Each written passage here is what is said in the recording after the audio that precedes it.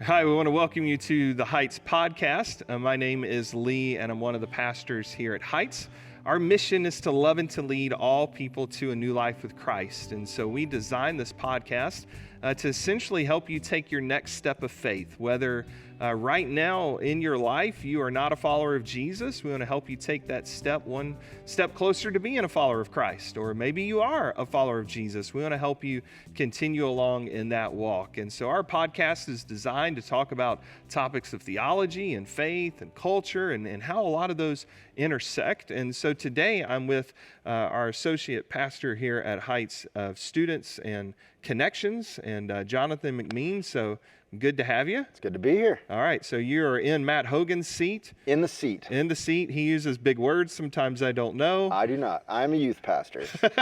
So I have had to learn to change the big words into words that teenagers can understand. Okay. All right. Well, good. Yeah. Usually I'm the one in the doctor's office where he says things and I'm like, okay, back that up and explain it to me like I'm 5, so I get it. So, yes, very so good. we will help each other out in this podcast. Yes. But what we want to do here today is I think a really important topic. We're talking about the cross, and we've been moving through the Gospel of Mark on Sunday morning, just taking a sermon at a time, a chapter at a time, which, we can't cover everything, can't cover every verse, or, we'll be there till 2 o'clock in a Sunday afternoon. And so what we've been just doing in the podcast lately is kind of centering in on a verse or a concept or something that we don't have as much time on Sunday morning to kind of really go a little deeper. Right. And so today we're in Mark 15. Okay. And give us just a little background of what's happening in Mark 15. So in Mark 15, you have Mark's account of the crucifixion. So ultimately, Christ is brought in and is basically done with as he would, like as people, the soldiers and the religious leaders of the day were basically just having their way with him. Right. And he gets to a point of actually being crucified on the cross. It was in that description. It's not the most descriptive of the Gospels. It's a lot shorter than some of the other accounts, but it was graphic and it was gross, and it was, something that left a lasting impact. It was designed to leave a lasting impact to not only the individual being crucified, but even those that were in the crowd. Yeah. So you have from Mark 14, where that was last episode, prayer in the garden. Right. So they've done the Lord's Supper, or the Passover. Right. Into Thursday night, he gets arrested late Thursday evening, passed around Pilate, Herod, Pilate, beaten, because Pilate at one point was like, I don't want to crucify him. I don't find anything wrong, so maybe I'll have him beaten, and that'll satisfy the crowd. And the Romans really on the scourging, I've always read that they knew how far to take you without killing you. They were, I hate to use the word professionals, but they were professionals at that. Right. And so you get the cross, and you got to think at this point Christ has been beaten. Right. And I'm going to use the phrase within the inch of his life, and not in a joking way, but he's been badly beaten. He's probably very dehydrated at this point, very weak. He's had to carry his cross beam. Couldn't do that the whole way. So Simon comes and carries it the rest of the way. And now here he's being physically tortured on the cross.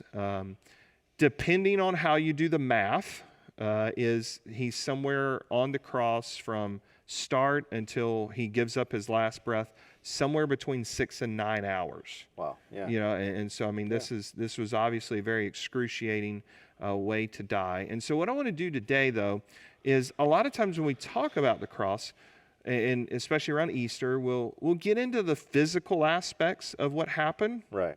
And I want to touch on that. But then we really want to focus in on a verse that shows us spiritually what might be happening to Christ on the cross. Right. And so let's kind of tackle it 2 different ways there. So let's look at the physical aspect of it. A lot of people think it's the Romans who, made crucifixion. Right. What have you read?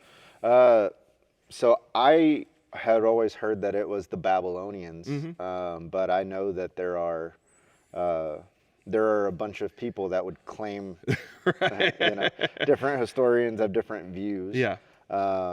But I personally had always heard that it was the Babylonians, Yeah. maybe the Persians. Right. Yeah. So so- I've heard a couple of different ways in researching for this: Babylonians, and then Assyrians, Okay. and the depending on how you define crucifixion, Right.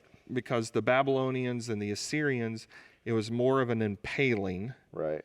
And I'm not going to get into the details of that. Thank you. They can Google that on their own if they would like Yes. to. Just don't hit the images tab of that, please. Just Please. read the description. But then I think most historians agree it's the Persians Right. that invented what we would know as crucifixion. Right. King Darius, the earliest recording we have of a crucifixion comes from King Darius of Persia, 1519. He has 3,000 of his political enemies crucified. Right. So then we obviously know the Romans pick this up, and the Romans, and I hate to use the word perfected, but Right. they kind of figured out a way to streamline this, make it more efficient Right. in the way to do that. So what do you know of the physical aspects of the cross? Let's just kind of talk through what happened when you're on the cross. So, like you said, up to this point, you were mocked, you were beaten, you were dehydrated. Right. Speaking specifically of the Roman variety. Right. And when you were at the place of your crucifixion, they would nail you up, typically 3 nails, from my understanding. Yep. They would put your feet on top of each other, and Right. they would drive a spike through them. And then they would also go more in your wrist region, not to break any bones or anything, but to kind of be supports, if you will. Right. And ultimately, it was not designed for you to be dead quickly. It was a form of torture. Yeah. By suffocation. Right. And so the actual torment part of it is when you're slumped down, it's very difficult for you to breathe. Yeah. And so off that spike on your feet, you push up, Right. so that you can Can get a breath. get a breath. Yeah. And then as your strength goes away, you slowly and painfully suffocate. Right. Yeah. And a lot of art will, kind of paint the nails in the hands. Right. The nail scarred hands. Right, We have right, hymns right. on that. But ancient literature, a lot of times, hands and wrists were synonymous. Right. And so it wouldn't have been in the hands because, as you said, described there, you're stretched out. Right. That would have torn through. Right. You wouldn't have been supported. So it is in the wrists.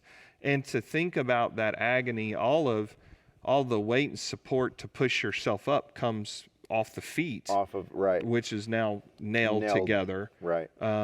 If you've been beaten before, like Jesus was, you've got all the scars on the back. Right. So they would strip the person being crucified naked for humiliation. Right.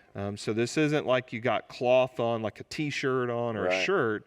I mean, this is your raw skin that's been torn open now, Right. rubbing up on that wood. Right. And so you got a lot of pain involved here, and I think that's important for us to remember in the Gospels too. And obviously, this was a prophecy that was fulfilled. At one point, it's getting late Right. on Friday, and the Jews don't want anybody on the cross going into Passover. Right. So they break the legs of the 2 criminals, and to break the legs was a way to speed up the death process, because as you said, you ultimately die suffocate from that way. suffocating. Right. So if they would break the legs, that's almost kind of a little sign of mercy. We're going to speed this up. Right. But Christ at that point has already given up his breath, and when they go to break his legs, the guy stabs him in the side, and Right. the water rushes out, and you have the confession by the Roman soldier, truly this was Right. the Son of God. And so when we think about the cross, and just another kind of nerdy historical fact I pulled out of this just before we transition is it was finally outlawed by Constantine in the 4th century. So, Constantine finally was like, hey, enough of this, because it would be traitors, criminals, Right. enemies of the state. Those would be the ones who were crucified. So it was eventually outlawed in the 4th century. Right. So even past Jesus, it continued for quite some time. Roughly a practice for 1,000 years between. Yeah. Absolutely. Right, and just a very inhumane way Right. to die. And so we think about that a lot, of the physical side. And I you've heard sermons preached on that Right. and things, and there's nothing wrong with that. But I think what we do, where we could do better, I should say, is to think about spiritually, because I argue what Christ is going through spiritually is far more intense and greater than what he's going through physically. Right. And so what do we mean by that when we kind of talk about the spiritual side of the cross? Well, I think that there's a passage, it's in Matthew, it's also in Mark, where Christ on the cross cries out, my God, why have you forsaken me? And the question that I ask myself is, what does it mean to be forsaken? Right. And I do think that there is some physicality to that. So just the fact that Christ was dying was forsaking, because he was immortal. He was God. He's present for all of eternity and was now coming to the end of his life in that moment. But I also believe, and I think Scripture backs this up as well, that there was a spiritual forsaking as well, because Christ was the sacrifice for our sins. He was absolutely in no way was he guilty. He was an innocent human being. There was no fault that was found in him. And he was crucified, forsaken by God. In Galatians 3, it says that Jesus redeemed us from the curse of the law, being made a curse for us. Right. And when I read the word curse, I'm thinking, well, that's something a little bit more than just a physical beating. This is something that's spiritual. Right. It goes deeper than that. And so I think that there is a lot of room for discussion, but I don't know that there is a way for us to fully wrap our minds around to the extent of how God forsake Christ on the cross. I don't know that our heads could comprehend exactly all of that. But what I do think is, since Christ was being made a curse for us, 2 Corinthians says that he was becoming sin so that we could be a part of the righteousness of God. Right. And in those instances, I think that it's saying that Christ was ultimately paying a price for my sentence. He was the penalty that was owed to me, he was taking. And it was not just a physical death that was owed to me, it was a spiritual death as well. So that's and what you're referencing there in Mark is Mark 16 verses 33 and 34. And when the 6th hour had come, there was darkness over the whole land until the 9th hour. And at the 9th hour, Jesus cried out with a loud voice, Eloi, Eloi, lama sabachthani, which means, my God, why have you forsaken me? Right. And I know there's other people who would say that differently than what I did. Right. But just a tip for our listeners, whenever you run across an old name or big name or something in the Bible, just say it quickly, confidently, and keep on moving, because no one else really knows how to say it either. That's so, right. Matt would have known how to say it. Matt would have probably known how to say it, and he would have corrected me off camera, and we would have laughed and said, well, I grew up in a different area, different seminary, but California. Man. But I did. I had an Old Testament professor say, guys, this is what you do with all those big Old Testament words. Quickly, confidently, keep on moving. No one else knows how to say them anyway. Absolutely. But you have 6th hour, 9th hour, so 9 a.m. to about noon, darkness over the land. And if you do an internet search, you're going to get some weird theories on Oh, this yeah. was an eclipse. It became dark sometimes before a big earthquake. Right. Matthew's going to mention the earthquake that's going to happen when Jesus gives up his last breath. The veil is torn. And this is a good point just to interject. This is why when you're reading the Gospels, it's also good to cross-read the Gospels. Cross-reference. Absolutely. Because Mark's like always writing in a hurry. Yes. And he So leaves short. out so much stuff. Yes. And so Matthew's going to get the temple and the veil torn. Luke's going to give you some more insights on things. Right. John will as well. So it's always good to kind of cross-read those Gospels, and you pick up kind of all the little details. But that darkness is interesting because of what you just said on becoming sin for us, because a lot of times what you see in the Old Testament is darkness precedes judgment. Right. And so if you think about like in the plagues, there's darkness over the land, and then Right. God would pour out judgment. So you often see those two concepts very closely related. And so I believe that it's from that 6th hour, the 9th hour, that Christ is becoming sin for us during that period of time. Yeah. Going back to Isaiah 53, it's the Lord who lays the iniquity of us all on him. Right. The Lord was pleased to crush him. Right.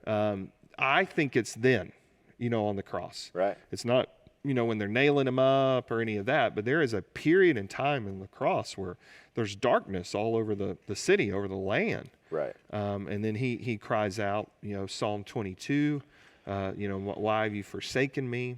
And so I think it's that. Right. That is that period of time that the Lord is laying your sin and my sin and the sin of the world upon him. Right. In that sense. And so yes to all the physical pain. Right. But I think what we're trying to say here is that spiritual pain of being forsaken Right. is far greater than that. Right. And I room for discussion, obviously, because it's not a first tier issue. Right. But I think it is. I think it's God the Father for a brief moment in time turning his back on God the Son. Right. Because he is now a curse. He Right. is now has that sin upon him. Right. And so for that just brief moment, that's the pain Right. that Christ is in, because that is a union that has always, been together from Right. eternity past. And now Right. for this brief moment in history, it's separated. Right. Obviously to come back together through the resurrection. So Right. And I think of, there was an old worship song that said that the wrath of God was satisfied to look on him and pardon me. And when you think of I know that we've talked about attributes of God on this podcast before, Right. but when you get into the concept of God's wrath, you get this this picture that's not pleasant to think about. Right. And the penalty that was owed was the wrath of God. Yeah. And we see what that is throughout the Bible. Mhm. And he took the full cup of God's wrath Right. For my sake and Yeah. for yours as well. And so that is the gospel. That all of the wrath of God that was owed to me and to you and to humanity was taken by Christ on the cross. And Yeah. I think that is spiritual Right. more than Yeah. physical. Yeah, that's good. That's good. So how would you, encourage somebody walking away from Mark 15 here today? Like, just how do we apply this passage in our everyday life? Well, I think that it's important, no matter where you are in your walk with God, the gospel should be the main thing. Mm-hmm. It changes the way that we view our sin. It changes the way that we view other people's sin. Right. And many people, myself included, got saved at a young age. Mm-hmm. My sin at a young age was no cuter than somebody that was from a different stage of life, a different way of life. Right. And the wrath of God was owed me for my sin, and even the sin present and future Right. as well. And when we look at the crucifixion of Christ in Mark, when we look at at forsaken. Why have you forsaken me? And the answer is because of us. Yeah. You know? And I think it's just ultimately important that we constantly remind ourselves of the gospel. Mm-hmm. I don't think that is a elementary level stance, but something that you and I even still as pastors need to remind ourselves of regularly. Yeah, no, that's good because, I forget who it is. I think it was Spurgeon who said, and I'm pretty sure it's Spurgeon. I'm 98% said it's Spurgeon, but usually if you forget who a quote is, you can just attribute it to Spurgeon, Absolutely. right? Is most what people do, but I'm 98% sure it was Spurgeon. But they said, there's, and I'm summarizing, but there's a lot of things that we tell ourselves every day, but we rarely preach to ourselves. Right. And so we always ought to be preaching the gospel to ourselves. Absolutely. Because we'll listen to ourselves, but we need to preach to ourselves. And so when I think about this, and you've mentioned it a little bit there too, is this ought to cause me to love Jesus more than my sin. Yes. To stop and think, the sin that I'm engaged in is what Christ died for. Yes. And if he went through all of this to redeem me from this sin, how can I love that more than I love the Savior who saved me? Right. And Absolutely. so I try to apply that in my own life, is to stop and to think, what am I loving more here? Right. The sin or Jesus who died for it, Yeah. and became sin for us for that. So, Absolutely. good. Yeah. Well, very good. Well, thanks for being on with us today. Absolutely. Yeah. This was good. So I have to have you come back again for another one. I think we could probably make that happen. We can make it happen. That's right. You know where I work. I know where you work, and Yes. we'll use big words next time too. So we'll continue to work on that. So we want to thank you so much for being with us today. And if you are in our area, we'd love for you to join us in person for one of our worship services at 9 or 10:30 a.m. Also, you can find us on our Heights Facebook page and our Heights YouTube page. If you have not already, click the subscribe button on the YouTube page, and that will keep you current on all of our podcasts and videos, discipleship information, just all the things we have here on the page. That'll help you find that easy in your subscription list. And so until we see each other again, I hope that you have a wonderful week, and God bless.